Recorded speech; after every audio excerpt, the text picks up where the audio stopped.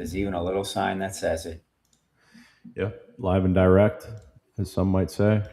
After a long wait in the waiting room for all the people. It's not Yeah, my sorry fault. about the wait. It's not my fault. I'm putting the blame on Cal. I'll take the blame. I'll take the blame. We You were are pre-show chattering just for quite a while. just because we were talking real estate doesn't mean it was my fault. We'll have to That's right. start a separate real estate podcast at some Right? point. Separate. There'll be the pregame real estate puck. So I just, yeah, when Nanda just said happy last AMA of the year, I just totally forgot that that is the case. It is December 30th, the year, which I don't even know how 2025 is over already. This sucks. I'm getting old. It needs to slow down. I don't like, I'm good. As long as I'm not 50, I'm not old. And like now I'm like going to be 2 years away. It's not cool. Dude, I just had my birthday last week. I'm feeling very old. I know you're gonna hate me for my age, That's but right, man. You're in your late 20s now. You're going to be 30 before you know it. I Scary know times. I'm almost 30, and it feels like fuck. Feels like I'm running out Uh, of time. that's hilarious. Oh my Yep. god. Well, you're doing pretty all right for 28. I'm thinking about when I was 28, what was I doing? Actually, that's when I actually took my first well, not really my first, my second big swing. That was right when I left my corporate job that I had moved down to Florida for. I left that and went full time as a day trader, um, and was broke a little like a year and a half later because you have to learn how to not lose money first when it comes to day Yeah, trading. First step. yeah. So I did that. So eventually I learned how to make money, but I never learned how to make big money. Although the markets now, I think I would have had much better results because, last 5 years, all you do is just blindly buy the dip. And you're right, because the market never has somehow a second leg down in 5 years. It's the most insane thing I've ever seen. I was talking to my veteran stock trading buddy about it. And, you know, he was like, yeah, it's scary actually, because at some point the tide's going to turn. He's like, and a lot of people are going to get wrecked. He's like, because we've been spoiled for like 5 years now. Um, Yeah, but I mean, I posted a tweet actually, and I said, because there's been just a lot of like market manipulation talks, um, and I posted a tweet that what I've kind of learned, and maybe it's just the market environment, or maybe things will stay like this, but and I think historically, this might be a fun thing to throw into like ChatGPT or something to do a little research paper on, but historically, like for the last probably 100 years, if you as a retail investor just dollar cost averaged and found like a few things that you know well and believe in, for me that would have been like, Tesla, Bitcoin, Amazon. There's like a handful of things, Apple, um, and if I would have just dollar cost averaged those things and did nothing else and just held on to them and just kept going, focused on the day job, so to speak, in terms of how you make money, and then take whatever extra money you have and just dollar cost average, you would perform stupendously well. I mean, and you would have done very well even if you just bought the market. So even if you just dollar cost averaged directly into the market, you would have done marvelously from all of that. And yeah, that is like the way to win, in my opinion, as a retail I investor. mean, There's no better way to win than just dollar cost average, high conviction assets and do it for a long period of time.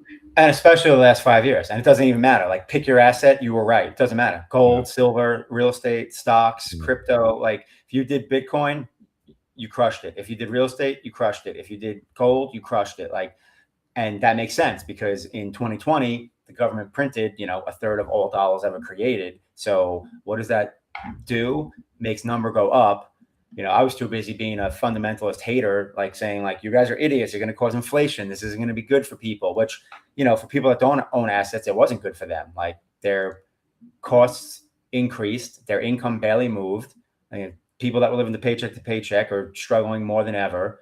But if you owned assets, like, your wealth, your net worth just went up and up and up. So yeah, same thing. I wish I would have just put on an auto buy on Bitcoin and an auto buy on some tech stocks and then didn't look. Yep. But it is what it is. I mean, thankfully I own crypto and real estate anyway, so I did, benefit from it. But yeah, not nearly to the extent that was available. So Yeah, I mean, it's I if you did that, you did really well. And I mean, that's how I've done. Just personal experience. Pretty much 90% of my investment gains have come from doing that. Like I did it with Bitcoin, I did it with Ethereum, I did it with Tesla. I still do it with Tesla. nice. I still have this weekly buy on Tesla that I've just never turned off. It's awesome. Yeah, and it's just obviously at this price point, every single buy has been profitable, but there were definitely ups and downs of that, and I just never looked. I just said, "Here's my auto buy." It's for a specific amount, and I just left it like that. And it's I think overall up like 150%, Well, something that's like why that. those mantras. That's why those mantras exist. Like it's not timing the market; it's time in the market, Yeah, which I'm the guiltiest of because I'm always trying to time the market because I think like, oh, I can read charts and I can do this and do that. And so that's why I've never dollar cost with Bitcoin. I always just try and buy myself on big dips and whatnot. And it's like, if I probably look at it, probably ends up, even if I'm right, it probably averages out to being the same price overall had I just dollar cost averaged. yeah, Except for I wouldn't have missed opportunities because there's been plenty of times where like I was traveling or I wasn't looking or whatever it was. And, I missed that opportunity because I'm not using limit orders because it's like I'm not doing it on like Coinbase and stuff. I'm doing it on DeFi sites. right. I want to give some shout outs because it's the end of the year and there's some familiar names and some people that aren't as active as they used to be, but they're still around. So Nifty said hello, said Happy New Year. It's like I may not be as active, but I'm watching. I like it. He's building a business. I don't Yes. know if you've seen his Amazon store Oh has yeah, like no. taken off. We talked about Amazon for a while because I finally officially, well, actually, I have to check that they closed it. I finally completely officially closed my Amazon store, but Oh, at one wow. point I was talking to him about it and seeing if there was anything we could potentially do. But yeah, I know he's been working on that and building that out. Which I mean, you can make money if you're willing to, do the hustle and put in the time and treat it like a business. There's money to be made. So I'm glad to hear that it's growing. Yeah, looks like he's killing it. Nice, nice. I guess Anderson Ho had to go because it says, "Damn, gonna miss another live AMA." I think he said it was dinner time. You were around for the waiting room. You're welcome. Yeah, the silent waiting room. We need Cal's got to figure out a way to set up some like waiting room music. Yeah. We'll set it up for like we'll put on like the yacht rock station. You're welcome. That's Yeah, all right. or we just gotta start recording our pre-show chat, but then be able to bleep stuff out. There you go. Yeah, I mean, we did talk about Rune, so that would have been good Yeah, for we did. a regular show. But Yeah, at the same time, like, I look at the AMA as a official / unofficial podcast. yeah, it is. It's and it's important. Like I know sometimes, especially like Taskmaster gives us shit for talking about non-Leo things. We got to remember this is like the one podcast a week where we talk about everything. So getting non-Leo clips actually helps Leo because then we clip them and then post them on YouTube. And when we talk about things like Rune or Zcash or something, we get a lot more viewership than when we talk about Leo because There you go. most people don't like the Leo talk or at least they don't care about it because they're If they're not not, interested. if they're not in the Leo ecosystem yet, right? So it's like, Right. you got to bring them in. Got to give the But it's people good to have both. Yeah, exactly. You know what I started the other day was, but I got like 20 minutes in. I gotta circle back because I always just start things and then I run out of time. But I started watching Step Brothers for the first time the other God. day. I was like 20 minutes in and I was like shit, and then I stopped watching. But I'm gonna finish it this week. That's my goal. I know that's It's a classic. A lot of people love quoting it. I surprisingly I hated that movie. I don't know Really? why. I just That's did funny. not. It wasn't. I guess I'm more of a old school like Happy Gilmore movie fan. Like Step Brothers, You love just Happy even Gilmore. when it comes to, I do. I actually watched it the other day for the first time in years. I did. You see the new one What's yet or funny no? though is that I love Talladega Nights though, which is with the same two actors, Guys, yeah. and just as dumb. But that one I liked, and I quote. But yeah, Step Brothers, I just it was dumb and annoying to me for some reason. So, If you're not but first, you're last. yeah, you're not first or last. Shake and bake.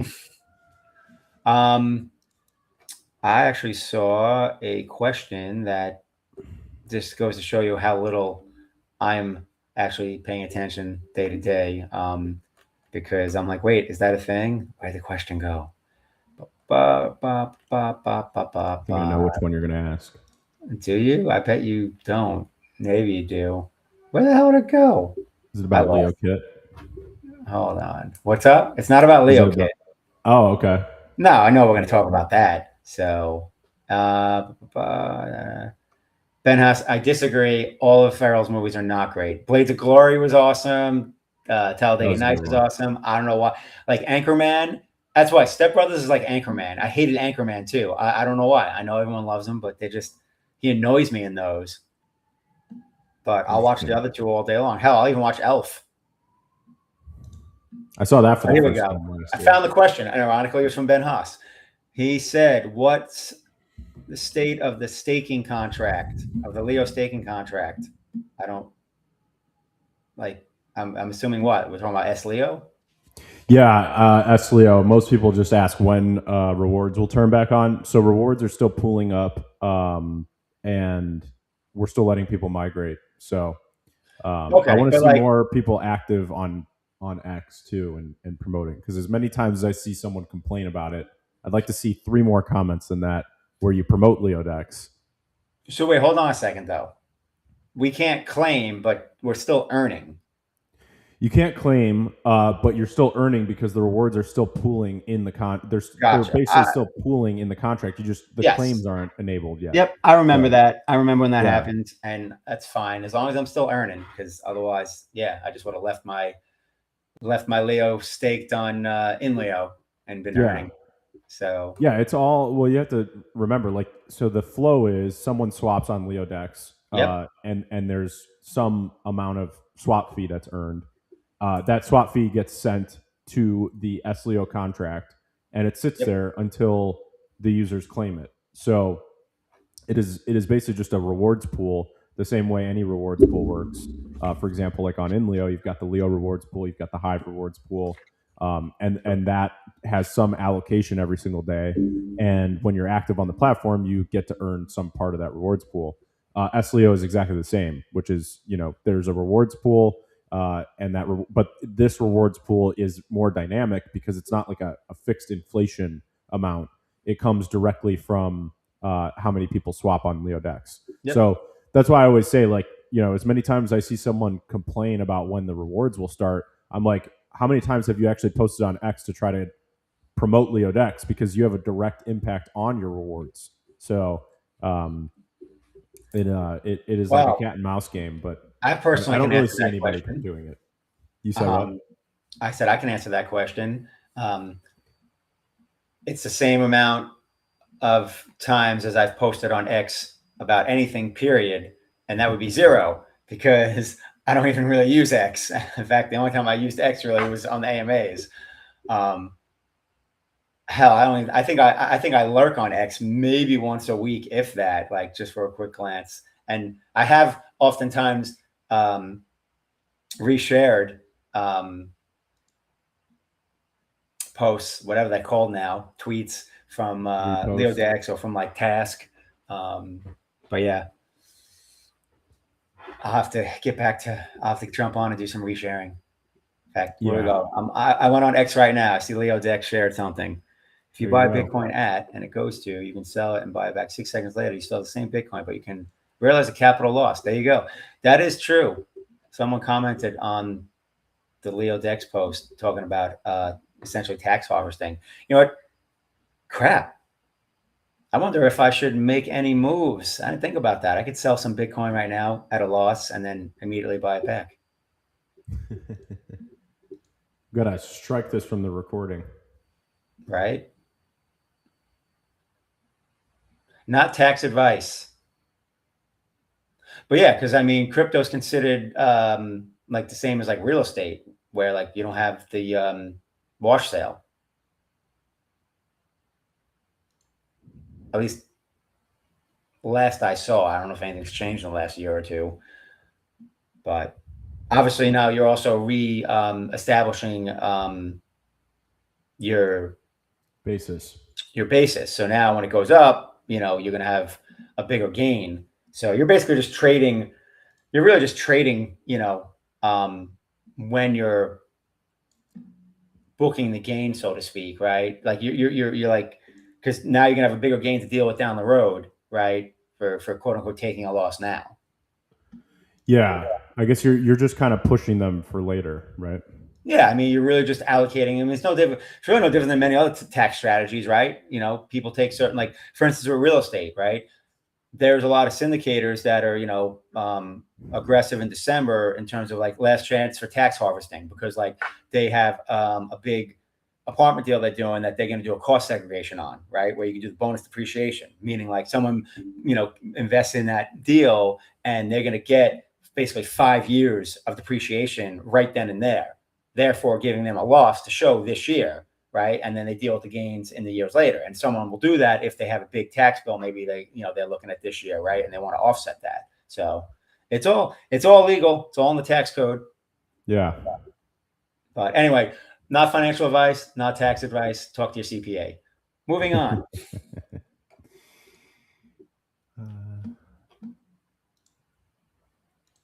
You know, it's funny when I look at my X feed, it's literally all like LeoDex and Taskmaster, and because I only follow It's like whatever it's whatever you interact with, and the algorithm on X has changed pretty significantly. So it's like if you interact with an account, now your whole feed is that account. It's actually a little bit. I don't know if I don't love it. It can be hard to find stuff that's like outside of your. It definitely True. encourages echo chambers. So I do feel like the feed could use a lot of work, and Elon actually stole our idea for. I still maintain that he must have some kind of spy that uses inLeo, but Rafiki is, and we can use this opportunity, I guess, to transition to Leo developments. But Rafiki is one of the features that we're working on right now. He'll be controlling the For You feed, and I've talked about this a few times, but Rafiki reads every single thread that's posted on inLeo. So he's going to create in this new feature, a database for each user. This is going to be a premium only feature. A lot of the reasons is because it costs a lot of AI credits in order to do this. But Rafiki will read every single incoming thread from the inLeo platform, and then evaluate basically if that, you know, which of the premium users should see that thread based on your activity, who you interact with, who you comment on, who you upvote, you know, what you post about. So Rafiki will essentially, you know, categorize all the threads for every single premium user. So just assume there's, you know, like 100 premium users. Rafiki will, every single thread that comes in, say, is it which of the 100 users should see this thread, and then categorize it accordingly. So that's going to be a premium only feature, and it's going to make the For You feed on inLeo like extremely good. So pretty amazing. Like I've already kind of played around with some of this stuff, but it's going to be a dramatic improvement on inLeo, where I think most people will switch from using the latest feed to using the For You feed when this takes place. So I would say 99% of users are on the latest feed as their primary feed, because the For You feed doesn't. It does a decent job, but it's more like a trending feed. It shows you when a lot of people have interacted with something, or like people in your network, because it includes your following. So it's kind of like the current For You feed is kind of like an aggregation of the latest trending and following feed all into one. and it tries to show you the best stuff that it can, and it's better than most platforms, I would say. But with Rafiki powered for you, it's going to be a 10x improvement. I mean, it's going to be like you'll go to it and you'll just immediately see all the things that you want to see. Any thread in the last like 24 hours that's like relevant to you, you'll just immediately see those. So I think it'll be pretty amazing. So I'm excited. I'm excited for that feature in terms of Rafiki. And while I'm on the topic, Rafiki's next update is going to include all the training data for premium users. So you'll be able to, if you're a premium on InLeo, you'll be able to ask Rafiki about your specific account. So any threads or blog posts that you've ever posted, Rafiki will be trained on those. You'll probably see, or if you've been using Rafiki, you've already seen that every single day Rafiki gets a lot better. So right now he is literally trained on like my blog posts and threads, the main at Leo Finance blog posts and threads, and then the Leo Strategy blog posts and threads. So there's only 3 accounts in the trading data, and then that's obviously alongside the general trading data, and then he has search functionalities. So it's pretty crazy that he is as good as he is with only 3 accounts being the training data. Because now once premiums get added, that's about 100 more accounts that will get added to his training data, all in real time, and he's going to be significantly smarter and more capable to answer any question, especially like deep questions about like Leo and Hive and things like that. It's pretty insane. So I think it's going to be a massive leap.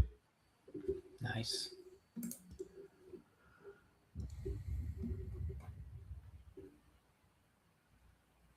Ben Haas said, when one is joining premium, how long will it take Rafiki to be trained? It should be just a few hours or less once someone joins premium. So yeah, Rafiki will pick up all their data pretty quickly.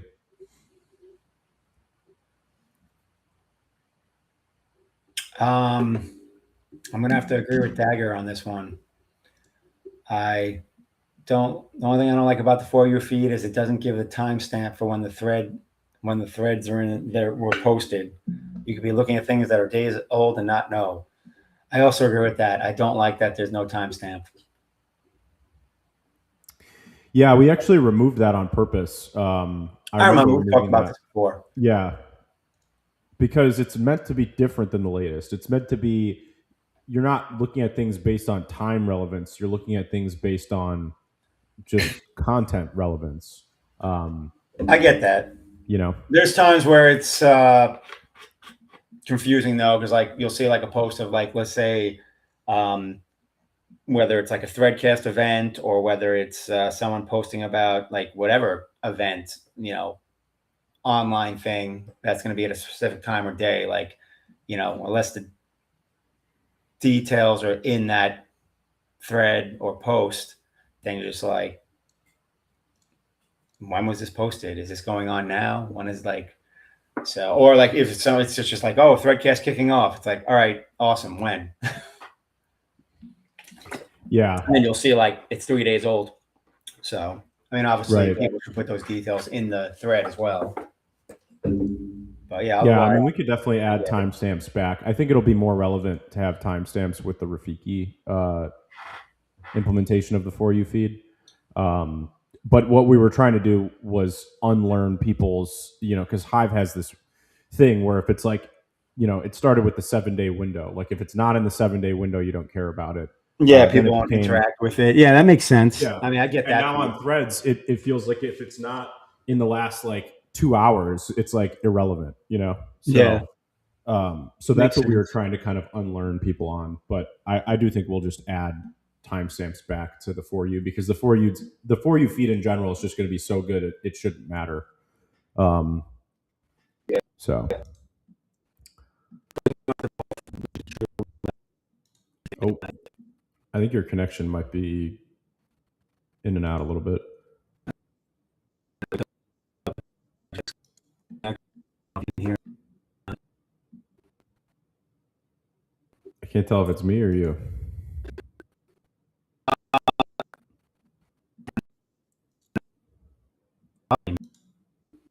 other. I don't get it. So what's not connected like the on Well, like now it's live? better. I just think the internet maybe got a little slow. I don't know whose end it was, but now it seems fine. No doubt. I was able to hear you. You were just robotic, so I don't really know what you said. Oh, it was probably me then. Yeah, and the little message went away. It was probably me, which is hilarious too, because I just upgraded my internet bandwidth or whatever I get, and I swear it's been the same, if not slightly worse.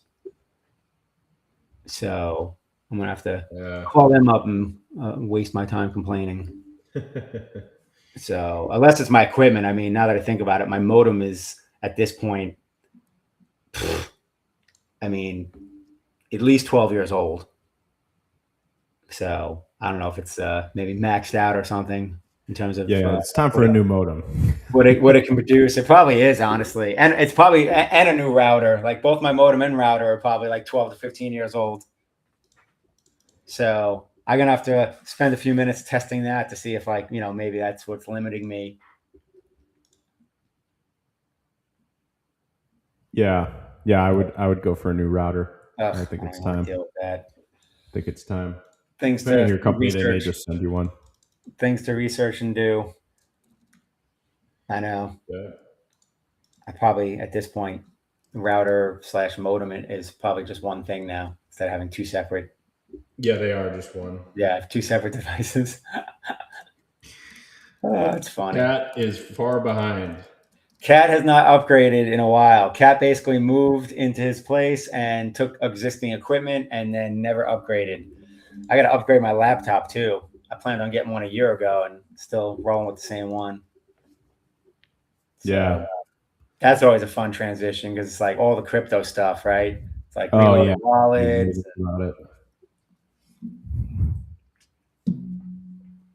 Yep. Back everything up. Keep those seed phrases safe. Oh yeah. All right. Well, or I guess we got one more question about Rafiki, and then let's move to LeoKit stuff. That's kind of the big thing going on right now. Tass said, "What is the expected time frame on the rollout of Rafiki 2.0 in the For You feed? Are we looking in the next few weeks or by the end of first quarter?" I'd say before the end of January, we will have Rafiki 2.0. So I'm pretty confident about that. Possibly sooner, but that is. I think we'll have Rafiki 2.0 before the end of January. So that's basically in the next 4 weeks. So in the next 4 weeks, we should have Rafiki 2.0, and that will be, like I said, the big thing is the training data on all premium users. So it'll jump from right now we have three. We have three accounts that are essentially trained for like live interaction on Rafiki.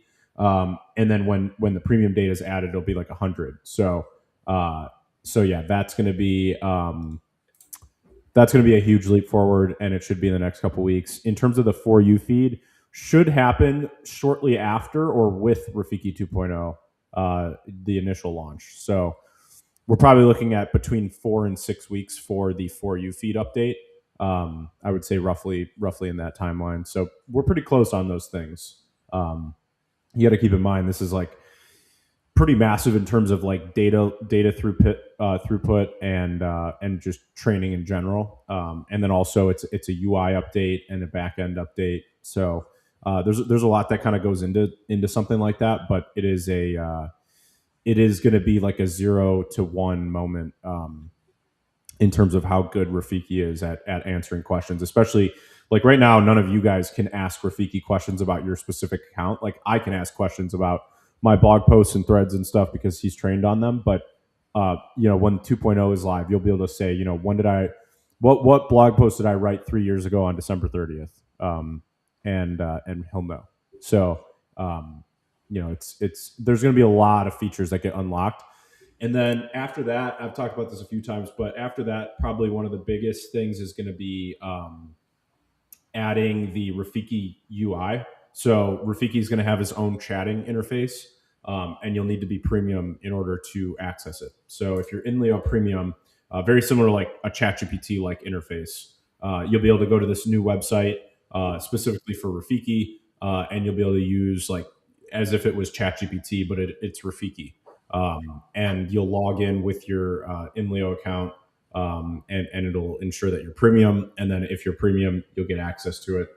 If you're not premium, we may do something where you can do like one question a day or something, or one question a week even, just to like if you wanted to ask a question or two, and see how it works before deciding if it's worth going premium.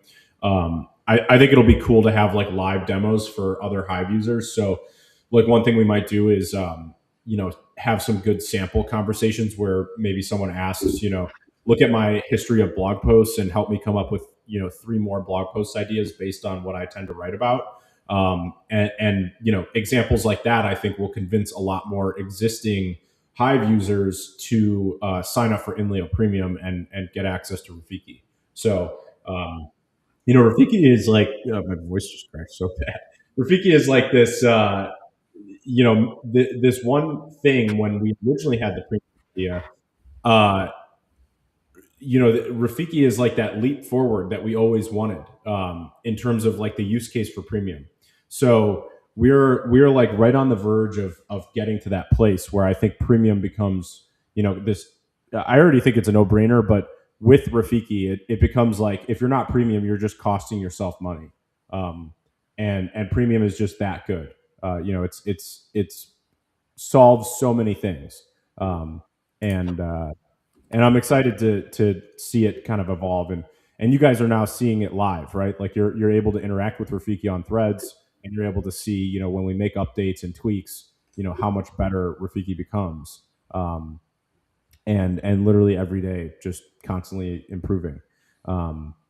So that improvement is not going to stop, and like I said, with the 2.0, it's like a massive leap. So that's exciting, and then the standalone UI will be nice. The For You feed will be nice. So that's that's the next step for Rafiki, and then after that, we're going to add the Discord integration, so you'll be able to use Rafiki in the InLeo Discord or the Leo Discord, and then you'll also be able to get live help on LeoDex. So there's going to be like a little chat icon in the bottom right, and just think of it like live support. And Rafiki will be able to give you live tech support. And then if he can't solve your answer, then he'll ping the team, and then basically like formulate like a tech support ticket for you, where the team can then get involved, and you can get human support.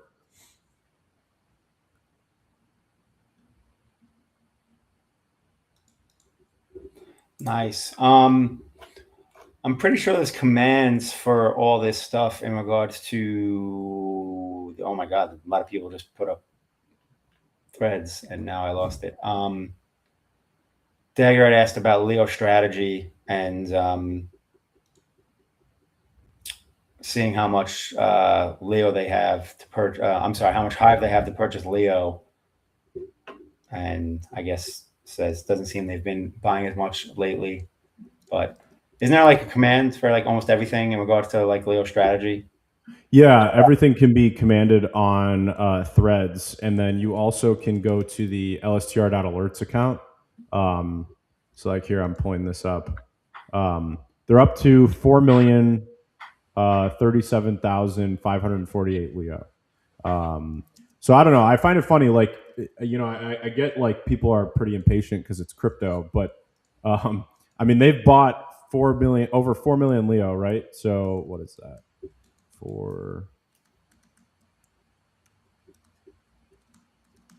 and that's obviously an ebb and flow with how much Hive that they're earning.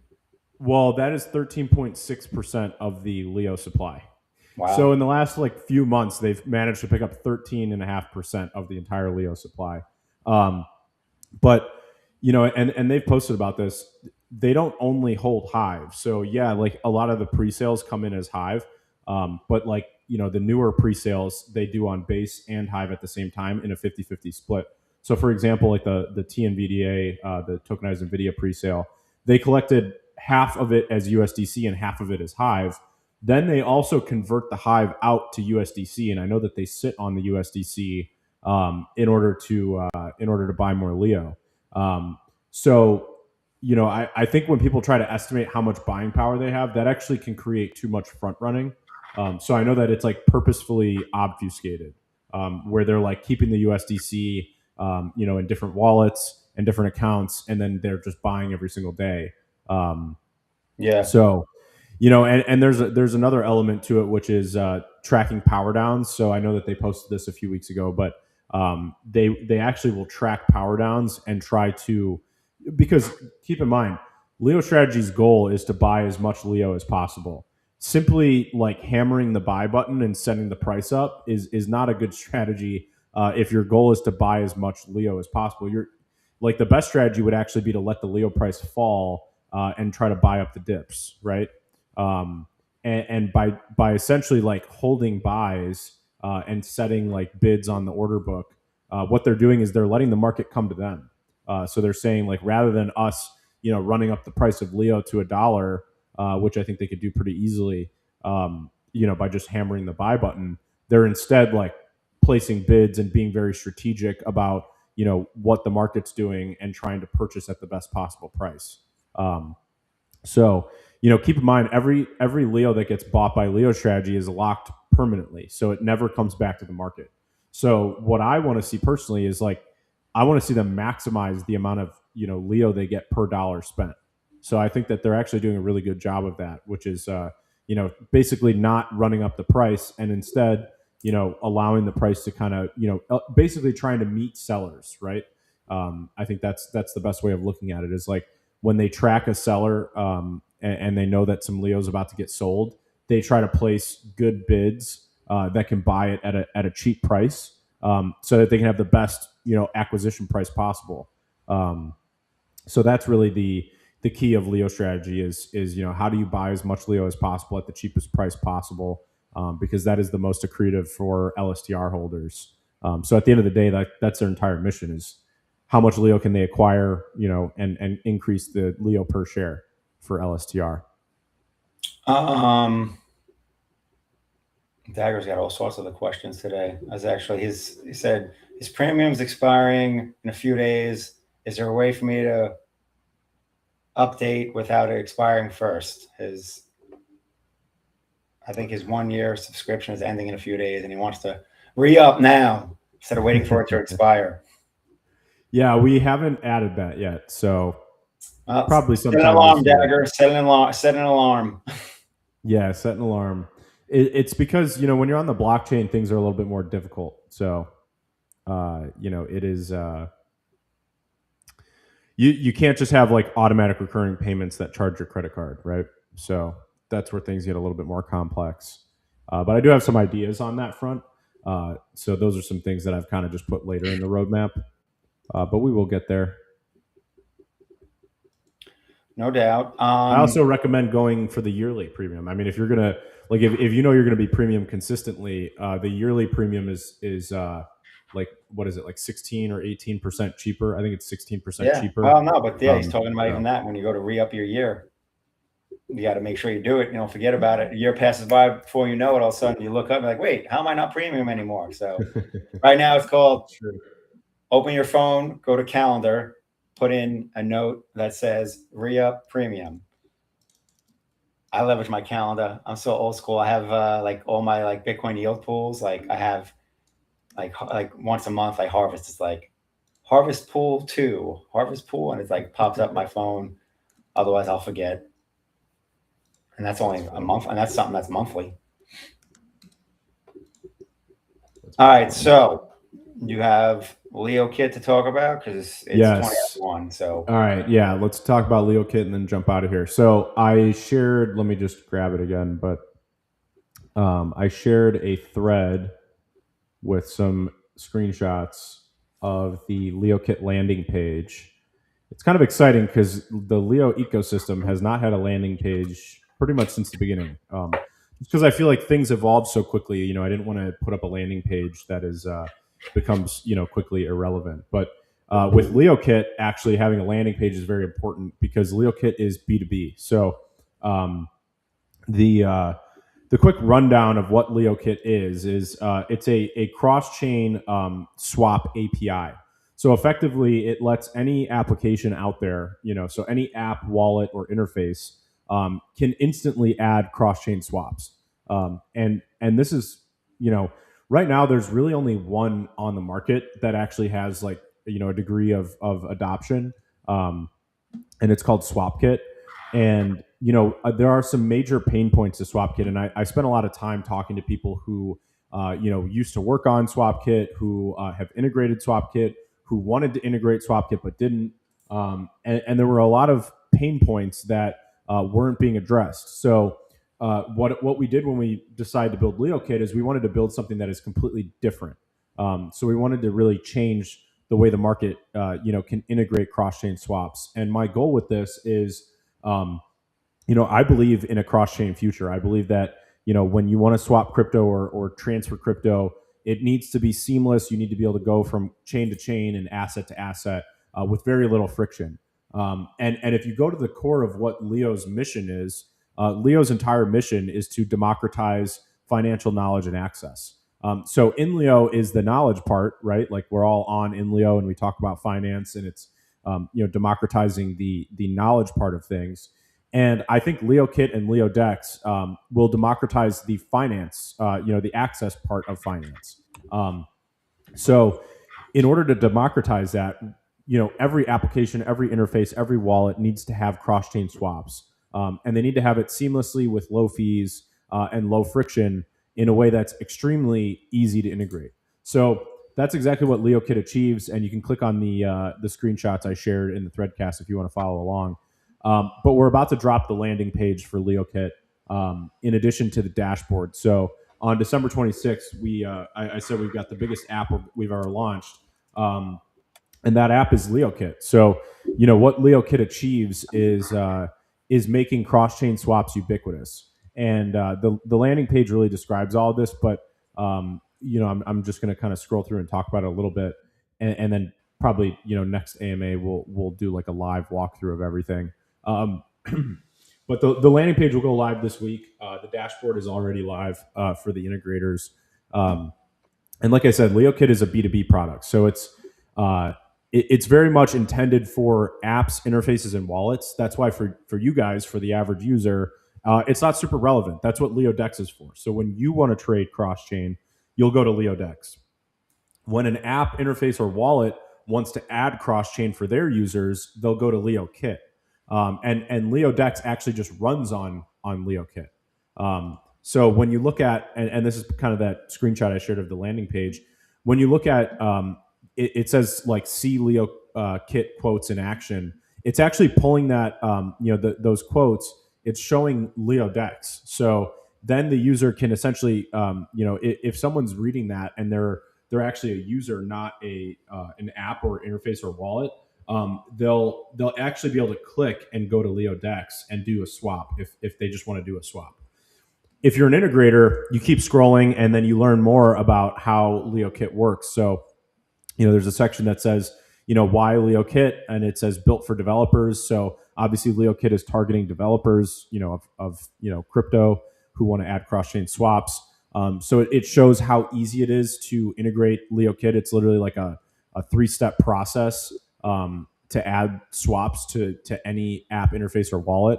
And it's a super simple API as opposed to things that are currently in the market, which are like SDKs, which require pretty significant development if you want to add them to any application. So LeoKit solves all of that by being just a really simple API that someone can add. So I've actually been wanting to do this little experiment where I use a vibe coding website tool. So something like Replit or V0, for example. And I want to like vibe code an entire swap UI and do like a timer and see how long it takes me to build an entire DEX interface while using LeoKit to do the swaps. Because it is literally that easy that like, you guys listening right now, if you want to launch a cross-chain trading app, you'll be able to just, literally just go to LeoKit, generate an API key, and then literally integrate it, 0 to 1, super easy. I think you could probably do it in a few hours or less and launch your own cross-chain DEX. And then it's all powered by LeoKit on the back end. So all this stuff is talked about, on this page. And then it obviously has like a form if people want to contact us and get involved and add it to their app. So we've got a couple apps that are working on integrating and doing some tests. So early in 2026, in January, we're going to see the first few apps go live with LeoKit integrated. And I think this is going to be really exciting for our ecosystem. In my opinion, it's going to be the number one driver of net economic inflows to the Leo token. So, LeoKit is kind of like this invisible layer that operates in the background for all these different applications, and allows them to all have cross-chain swaps. So it's pretty. It's a pretty dramatic. It's when I say it's the biggest thing we've ever built, it is literally the biggest thing we've ever built, right? Like it is. Many of the other similar things that are out there in the market are doing north of $100 million a month in swap volume. So LeoKit takes 10 basis points on every swap, and then the integrators on their dashboard, they can set whatever fee on top of that they want to charge their users. So let's say let's say an integrator like Trust Wallet wants to integrate. Right now they're using SwapKit, but I think many of them are gonna want to switch when they see how much better LeoKit is. But basically what they have is a 10 basis point fee is charged by LeoKit, and then on top of that they can add let's say like 40 basis points that they want to charge their users. So the total fee for the user is 50 basis points on the cross-chain swap, and 10 goes to LeoKit, and then 40 goes to Trust Wallet. So they can set literally any fee they want. They could charge, you could charge 2% if they want. They can literally just charge whatever they want.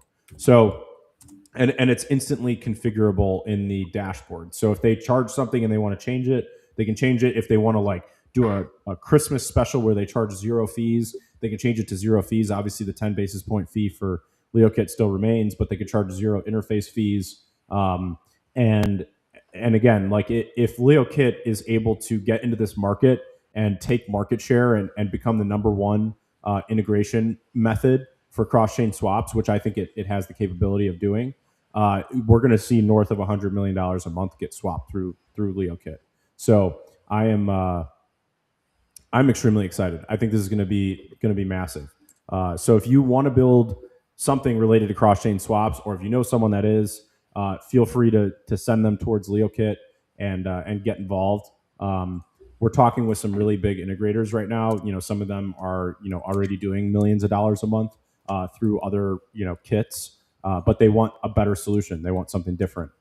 So they want something that has 24/7 support. They want something with lower fees. They want something that's more modular. They want something that's easier to integrate.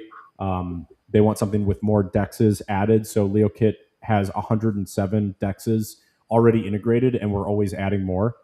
So it is I think it actually has the most asset support out of any of the kits, and it's literally just went live. So we've got a long road ahead, but we've already made some very significant strides, in my opinion, when it comes to being in this marketplace. So yeah, look out for the landing page. I think by Friday the landing page will be live. So sometime by Friday you'll be able to go to the landing page. I'll share it everywhere, but you'll be able to go to the LeoKit landing page and see how everything works and how it's all broken down. And again, just keep in mind it is developer focused. So you're going to look at it and you're going to be like, wow, how does this apply to the average user? It's not made to be targeting the average user. That's what LeoDex is, right? So LeoDex is for retail, LeoKit is for businesses. So it is like a whole new product category for us. We've never actually built any SaaS products. So LeoKit is the first one. And if you actually go back a couple years, I think it must have been 4 or 5 years ago at this point, I talked about how many of the things that Leo builds could be great B2B SaaS products, because we build so many things for the Leo ecosystem that other businesses and apps and ecosystems want to integrate, but we've never actually packaged something up and sold it. So LeoKit is the first time we've done that, and if it works well, we'll consider doing it with some of the other stuff we build. But look at it this way: LeoDex's backend took us 6 months to get to where it is today, and it is one of the most robust backends in the marketplace, probably the best one out there. Like I said, we've got 20,000 plus assets crypto tokens that are supported. We've got the RWAs from Leo Strategy. We've got 107 different dexes. We've got Thorchain, Maya, Near Intense, Chainflip, Relay, Rango, etc.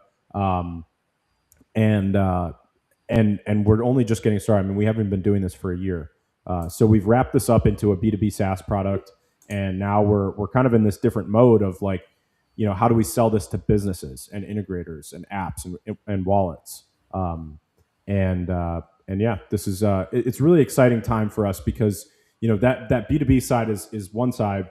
The other side is we've been building something, and I've been talking about it a little bit, but we're building a mobile wallet for LeoDex. So instead of just building a LeoDex trading mobile app, we're actually building a whole wallet. That wallet is going to be a multi-sig wallet, and it's powered by LeoKit. So that wallet actually needs LeoKit in order to be a thing. So right now our entire team, we're focused on LeoKit. Then we're going to roll that out. We're going to get integrators, and then we're going to roll out the mobile wallet app, which also is tapped into LeoKit. So all of these things are very cohesive. We're in like this great convergence of technology for everything related to Leo. So like even Rafiki will be connected to LeoKit, where you'll be able to chat with Rafiki and do a swap. So it's very exciting, and LeoKit runs the entire backend. So yeah, it's gonna be fun. It's gonna be exciting, and like I said, it all drives towards the Leo token. So 100% of the LeoKit. So I mentioned there's a 10 basis point fee on every single swap from integrators. 100% of that 10 basis points goes directly to the sLEO staking contract and is claimable. So it goes as USDC, just like LeoDex swaps. And I think LeoKit in the first like 2 months of operation is going to far outpace what LeoDex is already doing. So pretty exciting times. Mitch, I don't know if you have any thoughts on that. I know we're kind of getting to the end here, but I wanted to cover it. So, I mean, it's just another. What's the word I'm looking for? It's another tool. It's another avenue for not only Leo ecosystem growth, but potentially explosive growth. So I love it. And, at the end of the day, it's just like I'm a hodler. I'm sitting on my Leo stack and just riding the wave until, while this thing grows and until it, grows even bigger. And, I just like the fact that there's the opportunity, right? Constantly things are being developed, things are being implemented that are pro growing the Leo ecosystem. So as long as that's going on, I'm not going anywhere. So I like it. I like it a lot. all right, Ali G. Cool. Yeah, I think it's. I think it'll be a fascinating time to get. Once we get a few integrators, it'll be like dominoes. So. Yeah, 2026 is set up to be a really good year. So, and ideally, the crypto market on a whole can behave and can get some positivity. Obviously, we're ending the year in a bit of a lull just on crypto in general. And that's not just talking about prices, just the overall vibe and environment is pretty just quiet right now. But there's a lot happening in just crypto in general for 2026 that leans positive, especially just with whether you want it or not, institutional money continuing to embrace crypto and come into crypto and use crypto and creating even their own protocols for stable coins and things like that. All that at the end of the day means more people touching crypto, which I think is still a net positive in this stage, whether some of those things are kind of welcomed in the crypto community or not, from TradFi. I think, we're still in the early enough stages where it's all still a net positive. Yeah. Yeah. I mean, the adoption curve of crypto is still just getting started. Your average person still doesn't use crypto for much. Stable coins. I've been getting more and more deeply involved with stable coins and what's happening there. Obviously, also because of everything with LeoDex and LeoKit, but stablecoins are starting to get mass adoption. I think in the next like 2 to 5 years, we're going to see some massive adoption in terms of stable coins getting used for everyday things. Yep. Like buying things and especially like digital products, but then also in the physical world, which is obviously what Leo Merchants taps into, which we'll have to save for another episode. But that is also connected to LeoKit. So merchants will be able to use LeoKit to integrate stablecoin payments. But yeah, the adoption curve of crypto is still just at the very early stages. Many of us have been in this industry for a few years now, so it doesn't feel like it, but we are still very early to many of these things. So I agree. Yeah, absolutely. So cool. Well, I hope everyone has a safe and happy new year, and we'll see you guys in 2026. Yeah. Happy New Year, Mitch. Happy New Year, everyone. Thanks for coming. Appreciate all of you guys, and we are,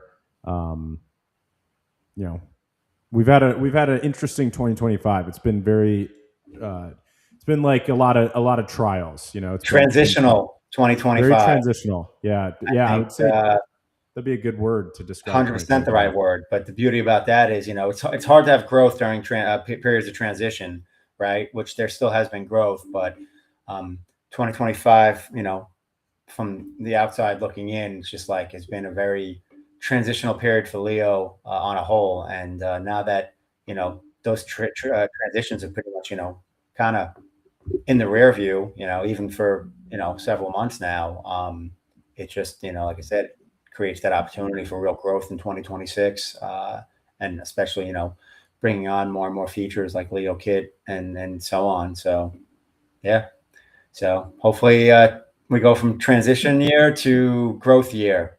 Yeah, I think 2026 is the year of growth for us. 2025 was the year of building all this stuff, and we've been like very hardcore building all of it, all of the technology. But now it's time to take it to the world and get some volume and growth in. So nice, cool, good stuff. All right, well, we'll see you guys in 2026. Yep, see you in 2026. Peace out.